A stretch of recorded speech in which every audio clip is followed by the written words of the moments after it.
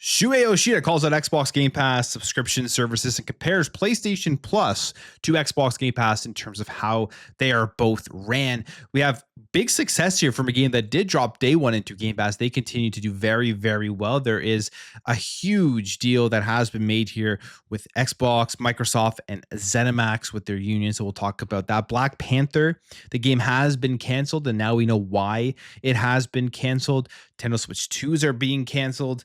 The College Football 26 trailers out. We have more information on that, and there's some more layoffs and some other things to go over. But before we continue, if you do enjoy daily gaming news and content, make sure to hit the subscribe, share, like, all of that stuff. And for now, let's jump into the news.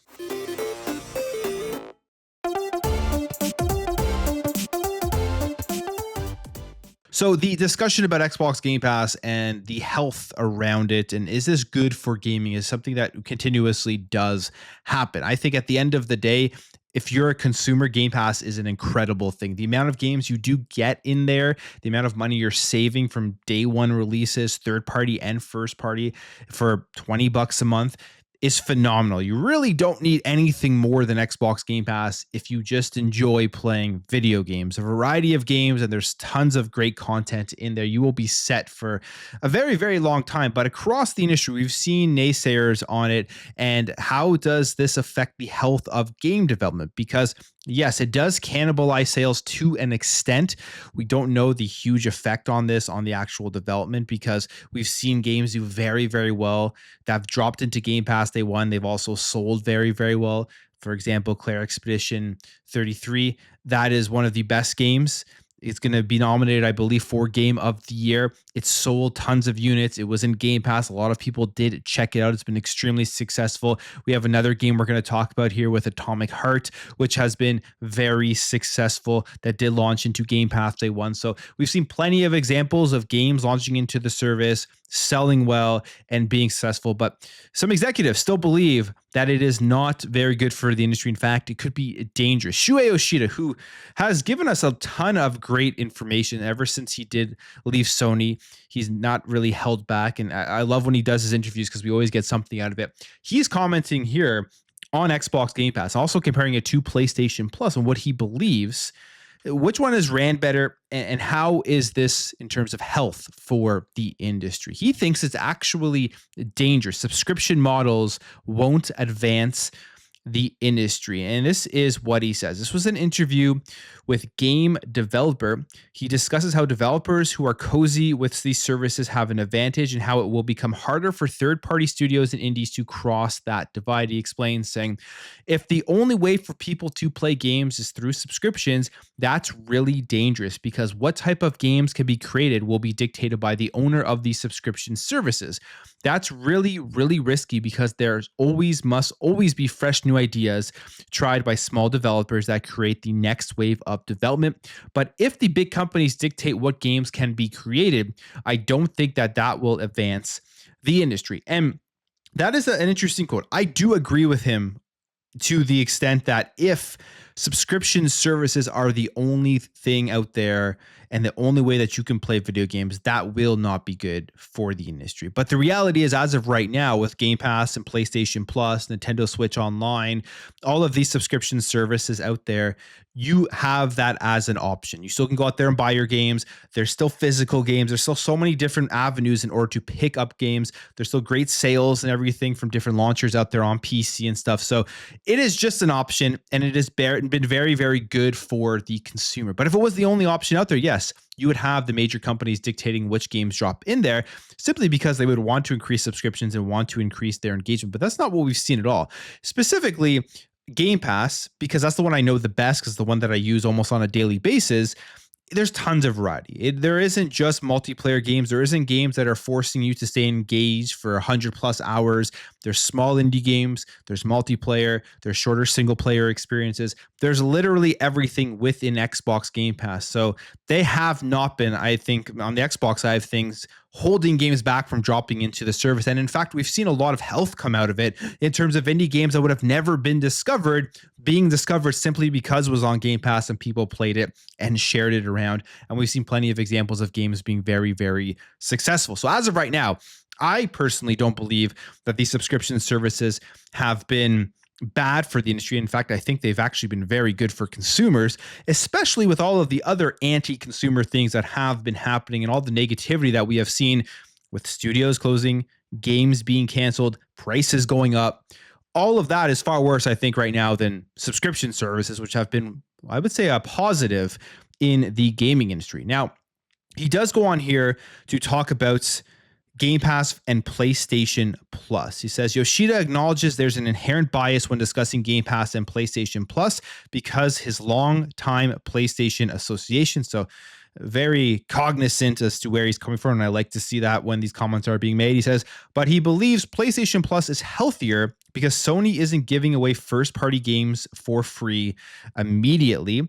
The former president says subscription models need to allow people to spend money to buy the new games. And he adds here that after a couple of years, there won't be many people willing to buy those games at the initial price. So they'll be added to the subscription service, and there'll be more people to try those products in time for the next game in the franchise to come out. Now, that is the sentiment that's basically the same as what I believe what PlayStation has been saying when it comes to PS Plus and eventually putting their first party games in there. Why they don't want to do it is because they want to give people that opportunity to spend their money first and pick it up. And as a consumer, the reality is that is it would be much better if you could just play them. But maybe he's correct on that. We'll see in the next few years if this does change. Right now, Xbox has not backed down from dropping their first-party games into the service. They're continuously doing it. None of that has changed. And I wonder if it will going forward if we start to see a lot of the sales drop off. But I think right now, when you look at what Xbox is doing, putting their games in their first party, their goal is drop it day one, increase subscription services, and then drop it onto PlayStation 5, Nintendo Switch 2, and everywhere else, and make up a lot of those sales that would be made on Xbox elsewhere so they can support and continue to do this. So when you see a lot of people out there complaining about Xbox dropping first-party games onto PlayStation, I do believe they're missing the plot as to one of the major reasons why they are doing this, and it is to be able to continue to support dropping those games into Game Pass day one for the Xbox ecosystem, which for me, I'm all for that. Continue putting your games everywhere. Make sure that you can get your sales in other places. If as a consumer and a Game Pass subscriber, I get to continuously play games day one and get better and better games going forward. So we'll see what happens as the industry continues to change. It's been pretty wild with the prices and with the layoffs and the game cancellations. But as of right now, I think from the consumer perspective, the subscription services are very important, especially with games going up to $80 and especially with the prices of consoles that are seemingly also going up. And in fact, with games that have launched into Game Pass day one, as I said earlier, we've seen tons of success from a lot of games. One of those massive successes has been Atomic Heart. We have this here that the former Game Pass title Atomic Heart has been so successful, it spawned a new publisher, and there's more than 10 million people that have actually played the game. Here is what the CEO and founder of Munfish, Robert Bagratuni, had to say on this, saying, for quite some time, studios and investors have been approaching us seeking support. We've decided to make this direction official. Powerhouse will only partner with projects where we see great potential to make noise, not just a handful of indie hits, but big and bold games that can set a new standard for quality and creative risk. And he goes on here to say, what started as a dream has become a reality beyond anything we imagine. Thanks to our team's relentless dedication, bold vision, and unwavering focus on quality, we've achieved something truly special. We're incredibly grateful to our players for their passion and support. It's their enthusiasm that brought Atomic Heart to life. And that's huge success. I mean, for a game that I played, I was okay on it. Like, it wasn't my favorite game in the world. There was a lot that could be improved upon it, but it still met 10 million players. And I believe a lot of that has to do with the fact that they drop into Game Pass day one. There's a lot of word of mouth spread about it. There was a lot of excitement about it. A lot of people who probably would have never checked it out played it because it was in the service. And now they get to expand and get bigger and become a new publisher to help put out more games for the industry. So to me, this is just another success of a game that's dropped into Game Pass on day one. All right, let's talk Zenimax, because Microsoft and Xbox have reached a historic deal with Zenimax Media. And this has to do with unionization, something that was a major part of these deals going through, that Xbox was going to allow unions to be negotiated and everything. Well, there is a new deal that has been struck here. They say ZeniMax Workers United CWA, the union representing more than 300 quality assurance workers at ZeniMax Media, has tentatively reached an agreement with Microsoft on its first contract. Specifically, this is what they say. QA workers from across the country continue to lead the charge for industry-wide change, and that there's going to toe-to-toe with one of the largest corporations in the world isn't a small feat. This is a monumental victory for all current video game workers and for those that come after. So this is the deal, and specifically when it comes to the deal, this is what they are looking for. They set new standards for the industry and include substantial across the board wage increases, as well as new minimum salaries for workers. And it includes protections for employees against arbitrary dismissal, grievance procedures, and adds accrediting policy to acknowledge QA contributions on video games. And lastly, it keeps previous agreements on how AI is implemented in regards to QA, which obviously AI is one of the biggest things here that a lot of developers are worried about, their jobs being taken over by AI. And I could definitely see that happening. AI is going to be very interesting to see how it is implemented into gaming. I think there's going to be some positive things that come out of it. And obviously there will be some negative things. I think people will lose their jobs to some extent, but I think it could also make the immersion of video games better. But at the end of the day, what we're seeing here is an industry in turmoil in the sense of the amount of layoffs we have seen. It's not stopping. We have another one to talk about here in this video. And the industry needs something in there for these workers to be able to actually feel somewhat secure in their position. And that is why they went out here and made this deal. So interesting to see if this will be followed by more deals that are being made. I think at Microsoft specifically, there's going to be multiple negotiations in the works, as again, one of the major things that came out of the ABK deal was they had to promise that they would allow for unions to negotiate. Now, this is ZeniMax, is different, but this is another step in that direction. And I think we will end up seeing more of those. Right. This week, we had the cancellation of the Black Panther game. Unfortunate. I was actually interested in seeing how this game would end up turning out, but it got canceled, and now we know why it has been canceled. So we have here from Jason Schreier. He says the cancellation was viewed as a shock to employees of the studio, and Cliffhanger reportedly had been actively hiring new employees, with the Black Panther game recently hitting a new internal milestone. However, despite hitting the milestone, there was frustration within EA. And according to Schreier's sources close to the game's development, EA executives were frustrated that the game had not yet left the pre-production phase after nearly 4 years in development. I laugh a little bit, not laugh, but like, that's a long time. And I think this is one of the biggest things that is plaguing gaming right now, is the length of time it takes to develop games because of the ambition of a lot of these. And this is what we have seen resulting in layoffs, closures, and cancellations. 4 years in pre-production for a game that is using a massive IP, which probably costs a lot of money. Then you're adding in all that development time in there. This game would have to do insane numbers here to be able to make its money back and be profitable. 4 years in pre-development and pre-production does sound like a long time to me, but that is why EA went ahead and canceled this game. They're just like, this is taking way too long. We're going to just take the sunk costs now and not put any more money into this, and in hopes that we are eventually going to make the money back. And that's probably what they were doing behind closed doors before actually making this decision. Now, as to why it was taking so long, it began in 2021, was announced in 2023. And the studio had just started to increase its staff count. The report says that many of the workers at Cliffhanger had been hired within the last year. And Schreier says here that they were only with the developer for as little as months and weeks. And Insider Gaming has made multiple attempts to reach the studio for comment on how many employees were being moved to other studios and the exact number being let go. And as of publishing right now, there has been no response to this. And despite Black Panther being canceled, EA has gone on record to say there will still be 3 Marvel games released, including Motive's Iron Man. They say our partnership with Marvel remains strong and our multi-title long-term collaboration continues. So there will still be more Marvel games, but it's unfortunate this one did get canceled. It's also unfortunate that people are going to be losing their jobs. But I mean, at the end of the day, game development is just taking way too long. We got to get back to smaller games, maybe AA games, shorter development cycles. And I think that will be very important going forward to get some great stuff out there. And then also people will lose their jobs less if they can reduce the overall cost of developing them and each game can make more money. That will help. But sometimes these games take forever to be developed and then they fall flat on their face with all of the competition out there.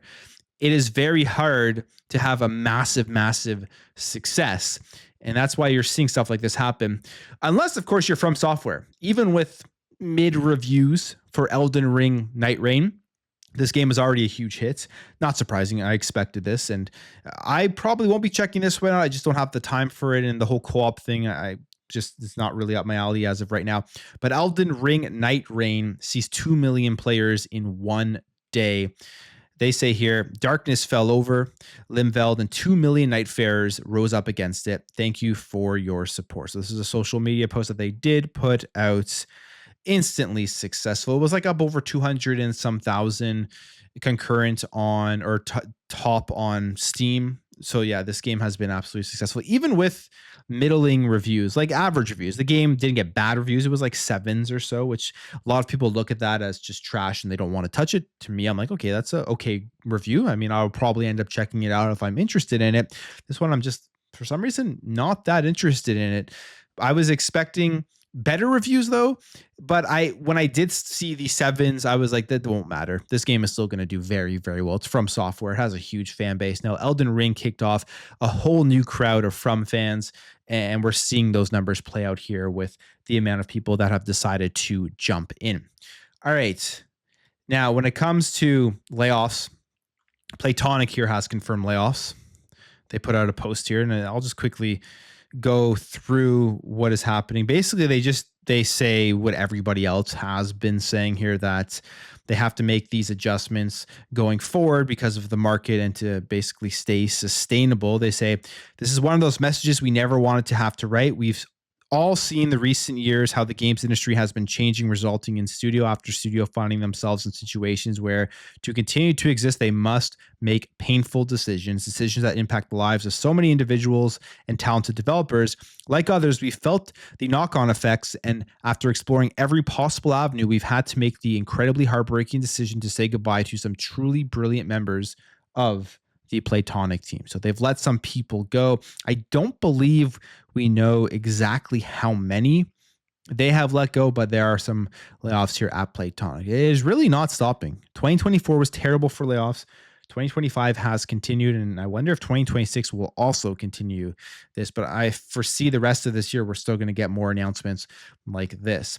If you are somebody who pre-ordered your Switch 2 at the UK retailer Game, which this part's crazy to me because we are a week out from this, they are now canceling some pre-orders. You would have thought they would have canceled them way back.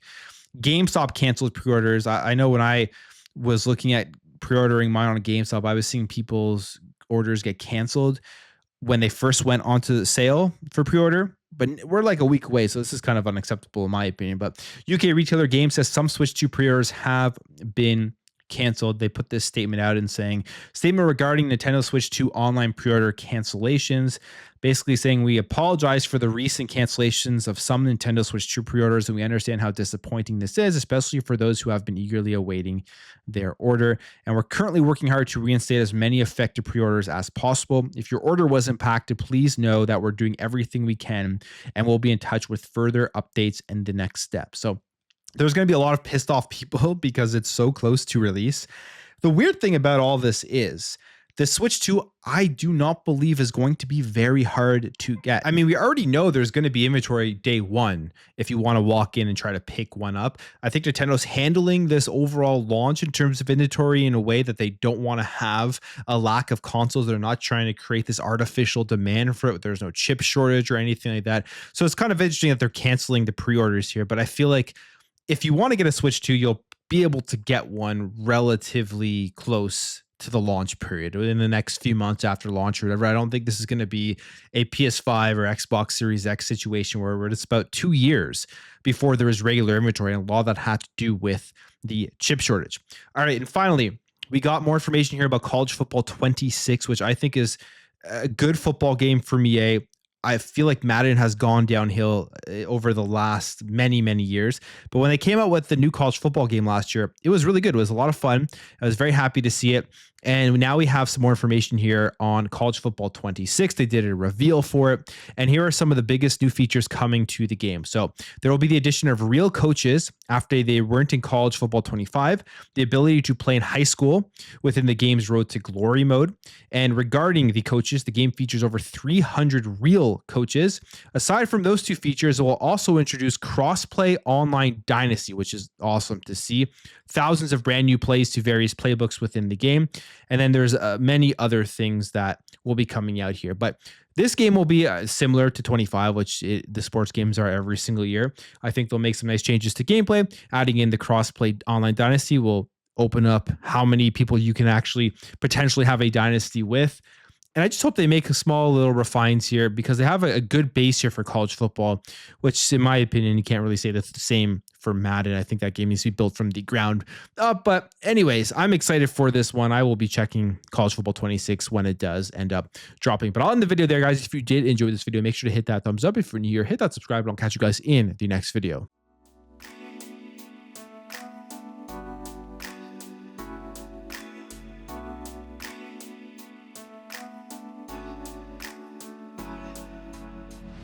Bye.